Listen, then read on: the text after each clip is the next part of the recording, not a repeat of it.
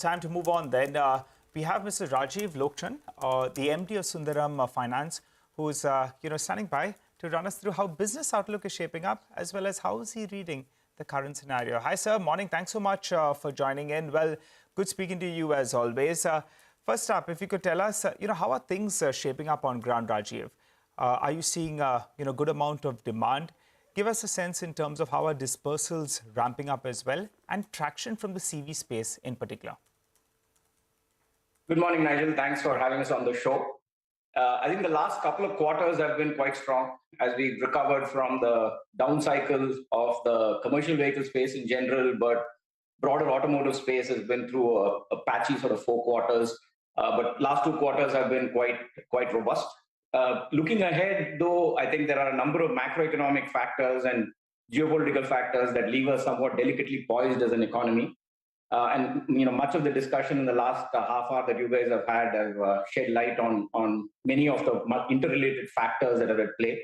Our sense is sort of inflation continues to remain, while it has come down, continues to remain an important metric for the policymakers, regulators, and the government to keep in mind. And so while it feels like we've reached a stage where we should expect slowing down or even pausing on rate hikes and monetary policy actions, there are a number of factors, including the most recent sort of China issue, both in terms of their macroeconomic slowdown, but also the COVID situation that you were just discussing, which does leave some pause in terms of what the macroeconomic activity could look like.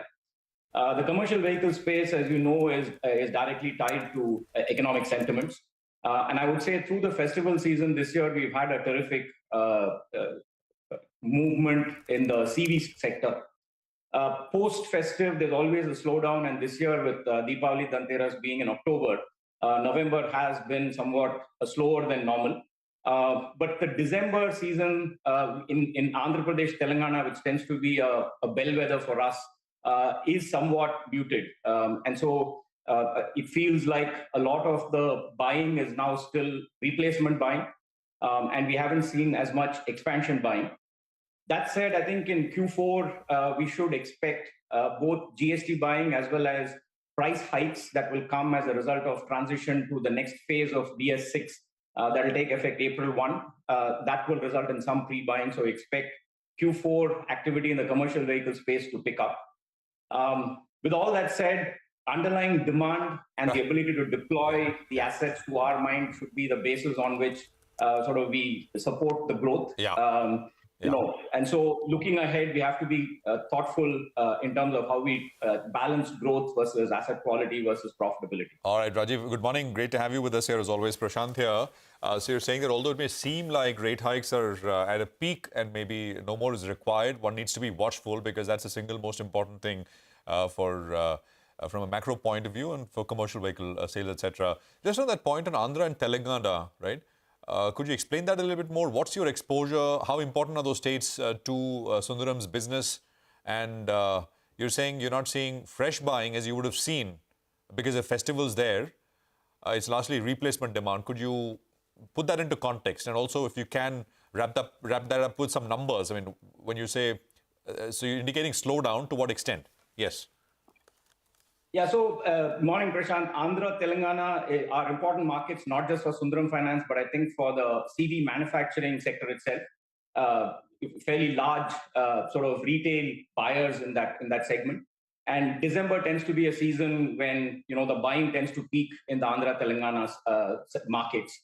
The last 3 years, both as a consequence of COVID, as well as a slowdown in the CV segment that started in the second half of fiscal 20, the Andhra sort of December market has been somewhat muted. And so I think the sector as a whole, not just Sundaram Finance, was looking forward to sort of buoyant sentiments in December. Our read from the ground indicates that, while we expected the momentum through the festival season to continue, buyers are a lot more circumspect in terms of both the asset prices that have now reached and the viability of the asset itself. As you've known, the diesel prices, the crude prices have dropped in the last couple of months, but we haven't seen sort of the headline diesel prices move down. And so viability for many of these operators remains at the same level that it was when the crude was north of $100. that in turn sort of forces buyers to be a lot more circumspect before they make some of these large investments, particularly in the M&HCV segment where asset prices are now north of 40, 50 lakhs. And you buy a couple of vehicles and you're already in the 1 crore plus mark, which is a fairly substantial burden for retail commercial vehicle buyers. So that's a little bit of sense on the ground. I think we're probably expecting, I think December 2018 was sort of an all-time high in the Andhra market, and we were hoping we would get close to that level. Our sense is we're probably 3/4 of the way there is likely where we will end up, given what we're seeing on the market right now. So what are you looking at in terms of AUM and disbursement growth, not just by the end of this year, but in FY24 as well? Morning, Sonia. Morning. This year has been good to us as we've got back the sort of focus on growth. Given the COVID asset quality focus held up quite well, I think we moved our priorities much more towards growth. And we are on track to create a new high for us, just in terms of disbursement as well as AUM growth. But just given the uncertainties that we are seeing, both in terms of macroeconomic factors as well as geopolitical factors, it's hard for us to sort of put a number, so to speak, in terms of what we would like to do or what we will get to, both the rest of this year as well as fiscal 24. Our focus is very much on protecting and extending our market share across key asset classes and across the key geographies that we operate in. Right now, as I said, we are on track to establish a new high in terms of both disbursements as well as assets under management for this year. Our expectation is probably sort of double-digit AUM growth this year. And hopefully we will replicate that next year as well, depending on how the external environment plays out. Our focus is very much on holding our market share and extending it. All right. So Rajiv, double-digit AUM growth is what you're targeting at this year. I think most on the street as well are expecting you to do anything between 11 to around 13% or thereabouts is what I've just read up. But you mentioned briefly about market share, and that's a focus area for you. Could you give us a couple of numbers in your focus areas? What is your market share, and where do you see that headed? And given that we are in a rising interest rate scenario, how do you see your NIM shape up going ahead? Yeah, so market share, Nigel, sort of varies asset class-wise, geography-wise. So in the southern markets, in the commercial vehicle space more broadly, we've been in the high double-digit levels historically, and we'd like to hold that level. On the retail end of the commercial vehicle space, we'd like to get to double digits this year. And that gives you a sense for, the market share objectives that we have. In terms of construction equipment, we already have a double-digit share. We'd like to hold that and extend it, given sort of the push in infrastructure and construction that the government has. And the other important asset class for us is tractor and farm equipment. And that's been a little bit of a positive. After 2 or 3 quarters of relatively muted sentiment in the rural space, we are beginning to see some green shoots. The October-November season in tractors has been quite strong. We'd like to get to extend our lead there. 5-7% market share in the tractor space is what we'd like to get to. So that's a little bit on the market share front. On the other question that you asked on NIMs, our sense is we're getting back to sort of pre-COVID levels in terms of NIMs as a sector. I think over the last couple of years, given the surplus liquidity, as well as the accommodation that the regulator has given, we've, as a sector, enjoyed historic lows in terms of cost of borrowings and therefore historic highs in terms of margins and spreads. For the system as a whole, we should all expect sort of a reversion of margins and spreads to pre-COVID levels. The repo rate is now back at 6.25, which is roughly where it was pre-COVID. There's been significant competitive intensity across multiple asset classes, given again liquidity position that banks have enjoyed. That again, as deposit rates move up, will rationalize and normalize. So our sense is NIMs will get back to pre-COVID levels for the system, and that's what we are working towards as well. Can you put a number to it? The NIMs, the rough range that you're talking about? So if you look back historically, we've operated in the 4.25 to 4.75% NIM range, and that's what we should expect in the long term. Over the last couple of years, we've operated north of those levels, and that I think is entirely a consequence of the sort of pandemic accommodation that we enjoyed.